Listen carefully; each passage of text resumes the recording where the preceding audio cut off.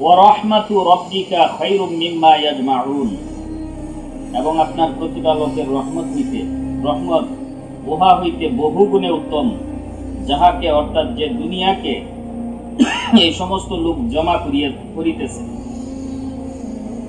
সূরাতুজ যুখরুফ আয়াত নম্বর 32। ইহার পর দুনিয়াবি চাকচিক্যের কয়েকটি জিনিস উল্লেখ করিয়া ইরশাদ হইতেছে, ওয়া ইন কুল্লু যালিকা লাম্মা মাতাউল হায়াতিদ দুনিয়া ওয়াল আখিরাতু ইনদা রাব্বিকা লিল মুত্তাকিন।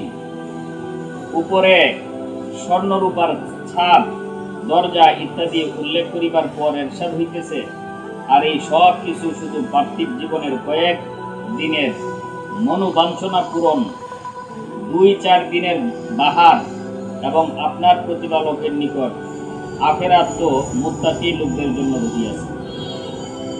ওয়ামা খালাকতুল জিন্না ওয়াল ইনসা ইল্লা লিয়াবুদুন মা উরিদু মিনহুম মির রিজকিন ওয়া মা উরিদু আন ইউতিমুন ইন্নাল্লাহা হুয়ার রাজ্জাকু যুল কুওয়াতিল মাতিন।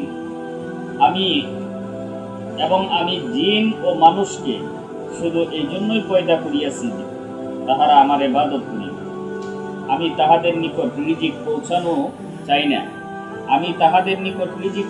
চাই না, আর ইহাও চাই না যে তাহারা আমাকে খাওয়াইবে।